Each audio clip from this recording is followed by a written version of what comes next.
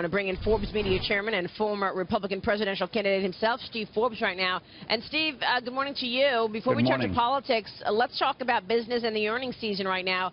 How would you characterize things, and what are you expecting?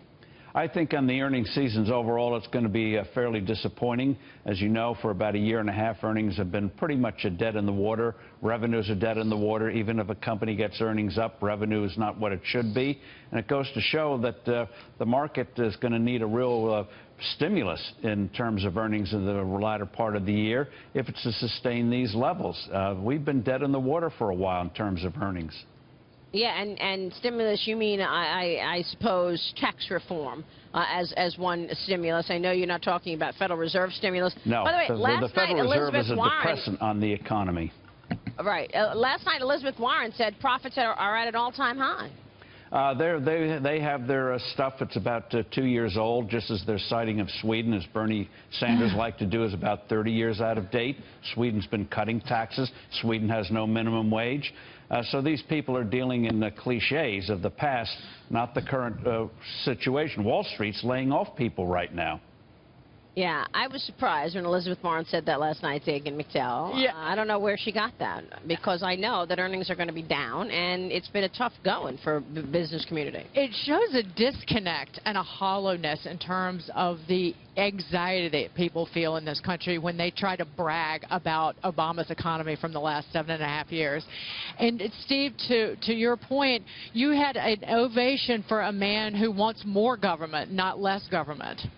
Well, that's the thing. The policies have failed, and you'd never know from what they're saying about America needing a better future that these guys have been in charge for the last 7.5 years, and their policies have not worked on any level: monetary, fiscal, regulatory, uniform disaster. But hey, in government, failure means more power. And they'll say, well, we got to do more, we got to do more.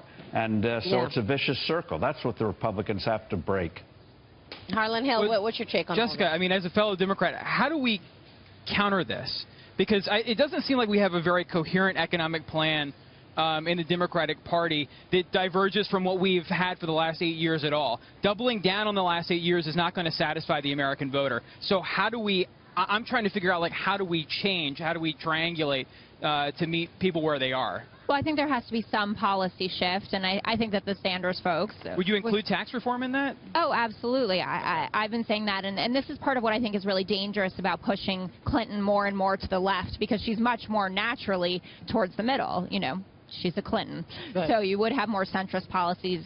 I believe she hasn't been that this whole... No, she hasn't been. But what I would say, and, you know, Steve pointed out, Dagen's pointed out, everyone has pointed it out, I think it is so critical, almost more than policies, for Democrats to acknowledge the fear Americans have about terrorism, and the fact that Elizabeth Warren, she gestured towards wages not having increased that much, but just to say to the people in the audience and also at home, as Dagen pointed out, we understand that we have not had a full recovery yet, because when Obama comes out there and he says 14 million plus new jobs, 20 million newly insured, and people are saying, I might have insurance, but my premium's gone up 20%, and I didn't get to keep my doctor. Right. That makes you seem really out of touch. So I think that that's really what's most critical here, and that they use this week to say, we are in touch with you, because Donald Trump is saying that. I don't think he is, but he's at least articulating it. A lot of really good points here, Steve Forbes. Number one, no mention of ISIS whatsoever last night. And number two, in terms of the economy, we know that we're at a crawl, 2% or lower in terms of economic growth. And Hillary has said she's going to build on a lot of the regulations that are to blame for businesses not hiring new workers. Yes, and also talking about being out of touch, there was no mention last night of security, safety, law and order. And she's going to have to, I think, her sister soldier moment, or she's going to be in trouble. People have anxieties. They feel the world is not as safe as it was 8 years ago. And if they don't address that, they're going to go down to defeat. The economy's not doing well. Around the world is not doing well.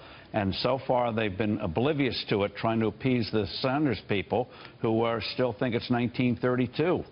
It's amazing. Who young worry people, more, young people are acting like about dinosaurs. Steve, so he worries more about climate change than terrorism, that climate change is a more grave threat to our future than terrorism. That's his message. And we have another American attack people, this morning. Yeah, the American people want economic change, not worry about climate change. Positive economic change and positive security. And so far, this convention's not addressed that. It feels like Barack Obama, who I supported and I voted for, kind of has his head in the sand on international terrorism. I feel like he's in denial. I thought his mocking tone after Donald Trump's speech that was fairly well received, because I think that it reflects what people are feeling, which is a remarkable state of instability in the world. Yeah. And he came out and he was mocking Trump supporters' fears by saying, you know, I hope that they walked out the next day and they saw that the birds were still chirping and the sun was shining. That's not appropriate, and it's not presidential, and I think that it pushes people out of the Democratic Party. Did you see also when he was talking about the attack in Germany, in the middle of his press conference, he made a joke about Malia going to college? I don't know what to say. That was really, I was really struck by that. Steve, what do you think is going to be the most important policy to resonate with folks in terms of moving the needle on economic growth? I think they want something positive. They're railing against trade, which is not a big factor. They've got to come up with something big, whether it's taxes or something else, to show that they have something that's going to work for the future. Because people don't want a third term of what they've had in the last decade, the latter 2 years of Bush, the 8 years of Obama. They want a clean break. Trump so far has provided that, even though he hasn't provided real details yet on his tax plan. But people want some Reagan-esque optimism. They know the situation's not good. They want something positive, and so far they haven't had it yet, certainly not from the Democrats last night. Well, they actually had a ton of positivity from the Democrats last night, and the Republican convention was all doom and gloom.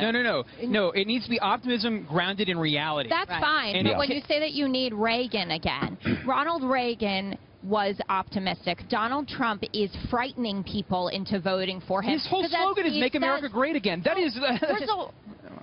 Harlan, we've gone over this a number of times. Make America great again. That's all well and good. How are you going to do it? As Steve pointed out, I want your policies. I want to know how you're going to do it. He talks in these terms, I'm going to build a wall. He's not building a wall.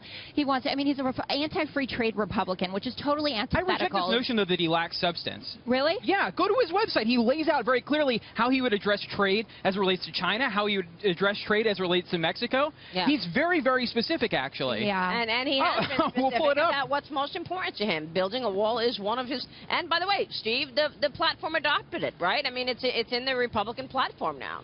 Yeah, but on platforms, people they pay no attention to platforms after the convention. What they want to hear is what the candidate says. That's the platform, not what's written on a piece of paper at the convention. And that the spirit of the thing is what they're also looking for. Yep. Steve, good to see you. Thank you so much, sir. Thank you, Maria.